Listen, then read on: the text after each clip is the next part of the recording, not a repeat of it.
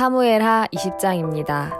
마침 거기에 불량배 하나가 있으니 그의 이름은 세바인데 베냐민 사람 비그리의 아들이었더라. 그가 나팔을 불며 이르되 우리는 다윗과 나눌 분깃이 없으며 이새의 아들에게서 받을 유산이 우리에게 없도다. 이스라엘아 각각 장막으로 돌아가라 하매 이에 온 이스라엘 사람들이 다윗 따르기를 그치고 올라가 비그리의 아들 세바를 따르나 유다 사람들은 그들의 왕과 합하여 요단에서 예루살렘까지 따르니라. 다윗이 예루살렘 본궁에 이르러 전에 머물러 왕궁을 지키게 한 후궁 10명을 잡아 별실에 가두고 먹을 것만 주고 그들에게 관계하지 아니하니 그들이 죽는 날까지 갇혀서 생갑으로 지내니라. 왕이 아마사에게 이르되 너는 나를 위하여 3일 내로 유다 사람을 큰 소리로 불러 모으고 너도 여기 있으라 하니라. 아마사가 유다 사람을 모으러 가더니 왕이 정한 기일에 지체된지라.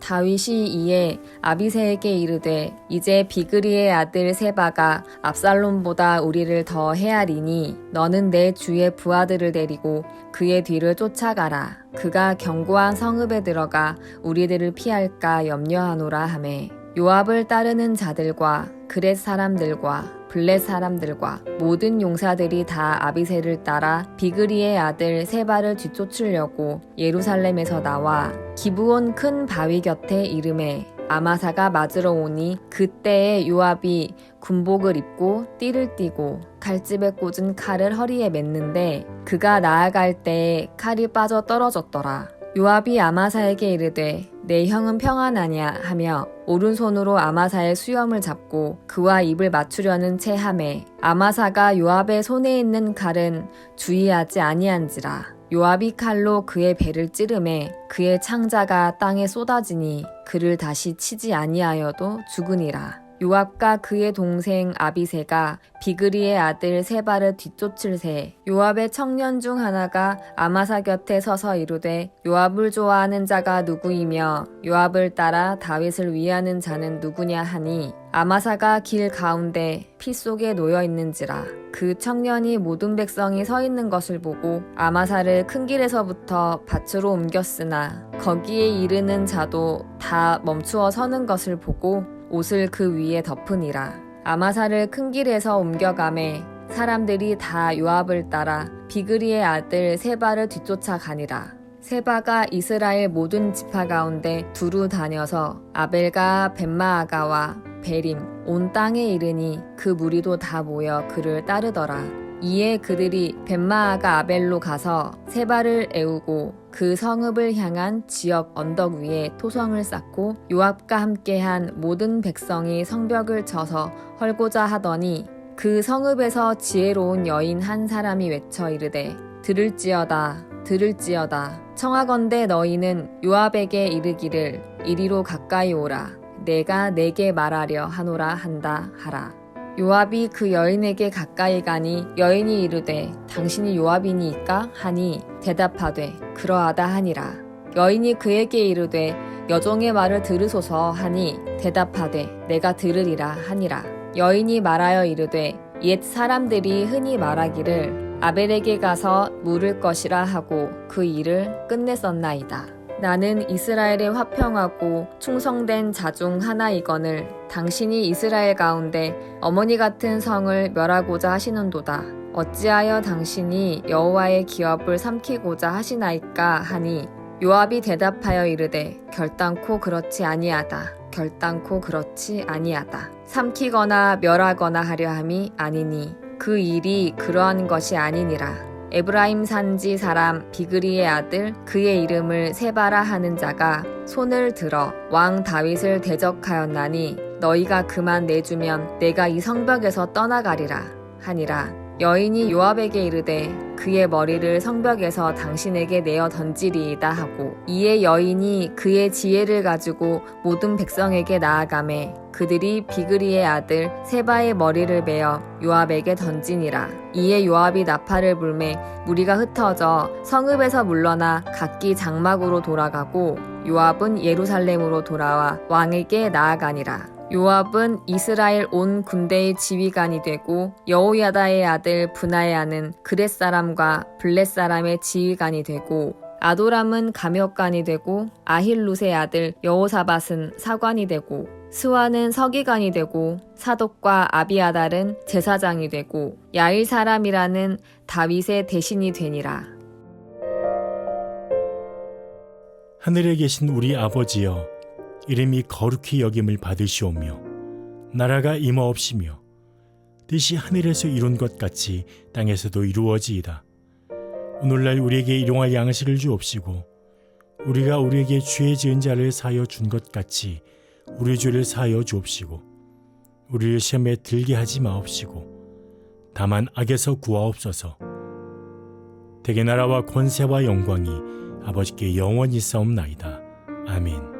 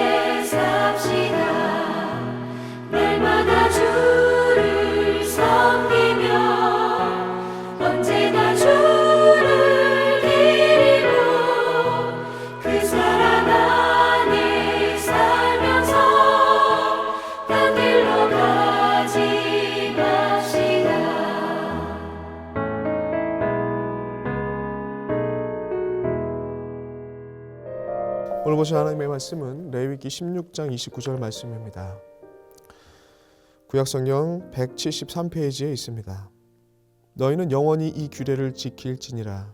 일곱째 달 곧 그 달 10일에 너희는 스스로 괴롭게 하고 아무 일도 하지 말되 본토인이든지 너희 중에 거류하는 거류민이든지 그리하라. 레위기 16장은 대속죄일의 규례를 다루고 있습니다. 1년 중에 7월 10일을 대속죄일로 삼고 이스라엘 모든 민족이 하나님 앞에 나와서 속죄 규례를 지키라고 하나님께서 말씀하십니다. 레위기의 이 앞부분을 보시면 개인의 속죄에 대한 제사법들이 나오죠. 그리고 16장에 와서는 이제는 민족 공동체가 어떻게 보면 한 몸을 이룬 민족 공동체가 하나님 앞에 드릴 속죄법에 대해서 다루고 있습니다. 즉 이 이스라엘 백성들은 이 개인을 넘어서 개개인이 하나님의 백성이자 또 개개인을 넘어서 하나님의 한 몸된 공동체를 이루고 있기 때문에 그것들을 그 인식을 개개인이 하나님의 백성이자 그리고 공동체가 또한 하나님의 나라이자 하나님의 것이라는 것을 인식하고 깨닫는 그런 시간이 되는 것이 바로 이 대속죄일에 담겨져 있는 의미라고 할 수 있습니다. 그리고 또 중요한 명령이 29절에 나옵니다. 29절을 보시면 너희는 영원히 이 규례를 지킬지니라 이렇게 앞쪽에 되어 있습니다. 이것은 영원히 지켜야 될 가치가 그 대속죄이라는 제도 안에 담겨져 있다라는 말씀입니다. 오늘날 이 대속죄일의 규례를 성도들이 지키지 않지 않습니까? 왜 안 지킵니까? 히브리서 10장 19절부터 20절까지 내용을 보시면 이런 내용이 나옵니다. 그러므로 형제들아 우리가 예수의 피를 힘입어 성소에 들어갈 담력을 얻었나니 20절 그 길은 우리를 위하여 휘장 가운데로 열어놓으신 새로운 살 길이요 휘장은 그의 육체니라 이렇게 되어 있습니다. 예수 그리스도를 통하여서 예수 그리스도의 십자가의 사역을 통해서 우리 모두가 예전에는 대속죄일에 대제사장이 민족을 대표해서 하나님께 나아갔지만 이제는 예수 그리스도를 통해서 예수 그리스도를 주로 고백하는 자들은 성소에 들어갈 담력을 얻었나니 그 은혜가 각자에게 임했다는 것이죠. 예전에는 1년에 한 번 기다려서 대표자가 하나님 앞에 나갔다면 이제는 예수 그리스도를 주로 고백하고 눈만 감아도 하나님 앞에 나아가는 그런 은혜의 길이 열렸다라는 것이 이 히브리서의 말씀이라는 것입니다. 그래서 오늘날 대속죄일의 제도를 굳이 지키지 않습니다. 왜냐하면 예수 그리스도를 믿는 자들은 누구나 1년에 한 번이 아니라 눈만 감으면 시시때때로 날마다 하나님 앞으로 나갈 수 있기 때문에 굳이 이런 제도는 지키지 않습니다. 그러나 29절에 담겨있는 이 의미 너희는 영원히 이 규례를 지킬지니라 제도적으로는 지키지는 않지만 예수 그리스도를 통해서 완성됐기 때문에 그 제도적으로는 지키지 않지만 영원히 지켜야 할 가치가 그 안에 담겨져 있다는 것은 그대로 오늘날까지 유용하다는 것입니다. 유용한 메시지가 적용되는 메시지가 그대로 담겨져 있다는 것이죠. 그렇다면 이 대속죄일이 제도가 담고 있는 영원한 의미가 가치 있는 생명의 가치 있는 메시지가 무엇인가? 오늘 본문을 기준으로 한 두 가지로 정리될 수 있습니다. 첫 번째는 무엇이냐면 구약의 대속죄를 보면서 오늘날 우리가 생각해야 될 건 무엇이냐? 죄로부터 각 개인을 구원하시고 성소에 들어갈 담력을 허락하신 예수 그리스도의 그 은혜를 기억하는 것, 첫 번째라는 것이죠. 대속죄일의 이 제도를 지키지 않고 예수 그리스도를 통해서 완전해졌다는 그 은혜에 언제든지 하나님 앞에 나갈 수 있다는 그 은혜의 길이 열렸다.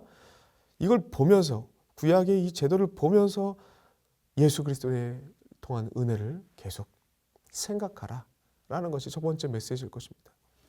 이것이 영원히 주님 모실 그날까지 기억되어지고 지켜져야 될 붙잡아야 될 첫 번째 메시지입니다. 두 번째는 뭐냐면 구약의 대속죄를 보면서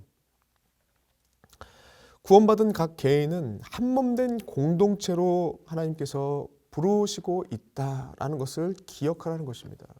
각 개인이 하나님의 구원에 믿음을 허락하셔서 구원으로 이끌으신 것과 동시에 하나님께서는 그 각 구원받는 백성들을 하나로 묶어서 한 몸 된다고 얘기하시고 그 한 몸됨의 의미를 생각하라고 대속죄이라는 제도를 우리에게 허락하십니다.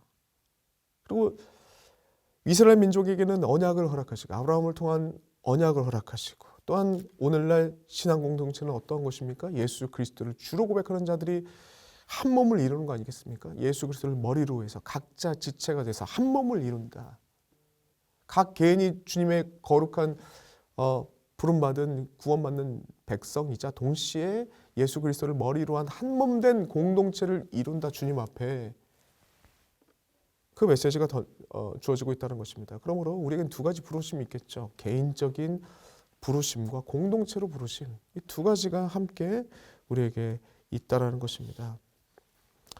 그러므로 29절에 말하고 있는 너희는 영원한 이 규례를 지킬지니라 라는 이 제도에 담겨져 있는 의미가 바로 이 두 가지 의미라는 것이죠. 예수 그리스도를 통해서 주님 하나님께로 나가는 그 담력을 허락하신 그 하나님께 감사하라. 두 번째로는 개인을 부르신 은혜가 있고 또 공동체로 우리를 부르시는 은혜가 있다라는 것을 기억하고 하나님의 공동체를 바로 세워가는데 힘써야 된다라는 것이 우리가 붙잡아야 될 내용이라는 것입니다. 이 내용들이 계속 반복적으로 강조되고 있는 것이 오늘 본문의 내용입니다. 29절 뒷내용을 보시면 이런 내용이 나오죠. 일곱째 달 곧 그 달 10일에는 너희는 스스로 괴롭게 하고 아무 일도 하지 말되 본토인이든지 너희 중에 거류하는 거류민이든지 그리하라. 이렇게 되어 있습니다. 여기서 이 스스로 괴롭게 하라라고 하는 그 의미는 히브리 그 문학적인 표현입니다. 의미적으로는 원래 의미는 금식하는 행위를 이렇게 표현하는 것입니다. 표현하고 있는 것이죠. 모든 자들이 7월 9일 저녁부터 7월 10일이 되는 그 저녁까지 24시간 동안 금식하라고 얘기하는 것입니다.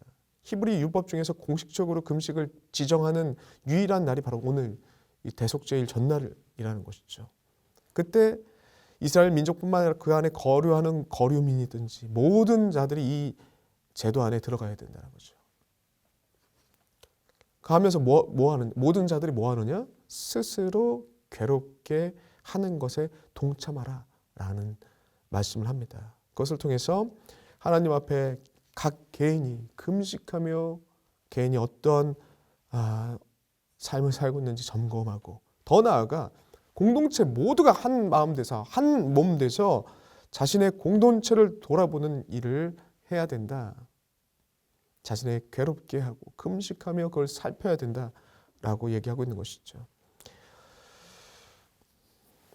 그대로 동일하게 우리에게 적용되는 말씀이라고 생각합니다. 오늘날 우리의 우리가 신앙생활을 할 때 각 개인이 하나님 앞에 날마다 바로 서는 그 몸부림이 우리에게 있어야 될 것입니다. 그리고 또한 그것만 있는 것이 아니라 한 몸 된 공동체로서 공동체가 바로 서기 위하여서 하나님 앞에 점검하고 자신을 괴롭게 하고 라는 표현처럼 금식하며 우리 공동체가 어떻게 하면 하나님의 원하시는 공동체가 될까? 자기 몸을 살피듯이 공동체도 살펴야 되는 것이 그렇게 해야 된다는 것이 이 대속죄일의 제도 안에 담겨져 있는 의미라는 것입니다.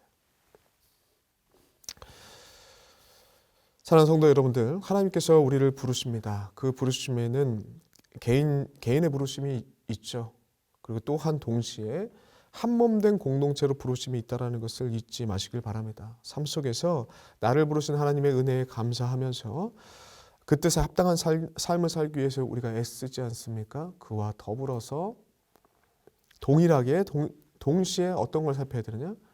그 하나님의 공동체, 그 믿음의 사람들이 한 사람 한 사람 모여서 공동체를 이룬 하나님의 공동체가 바로 서기 위해서 나만의 신앙생활로 끝나는 것이 아니라 내 공동체가 하나님 앞에 바로 서기 위해서 애를 써야 되는 것이 바로 오늘날 영원히 지켜져야 될, 성도들에게도 지켜져야 될 대속죄일을 통해서 주어지는 귀한 메시지라는 것입니다. 이 메시지를 기억하시고 각자의 신앙 삶을 하나님 앞에 바로 세우시고 동시에 하나님의 공동체를 몸부림치며 바로 세워나가시는 주의 백성들 되시길 간절히 소망합니다. 기도하겠습니다.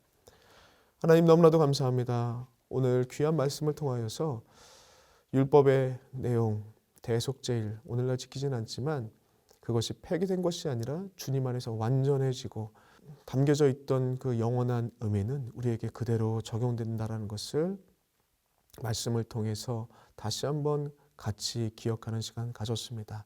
하나님, 우리가 주님 앞에 개인이 하나님의 구원의 은혜로 불러주셨다는 그 감격 속에 살아가는 것과 동시에 하나님께서 공동체로 우리를 부르셨다는 것을 기억하고 나를 바로 세우고 하나님 앞에 공동체를 바로 세워가고 그 일을 위해서 애쓰는, 금식하며 나를 돌아보는, 공동체를 돌아보는 주의 백성들 될 수 있도록 주님 우리의 눈을 열어 주시옵소서. 예수님의 이름으로 기도드리옵나이다. 아멘.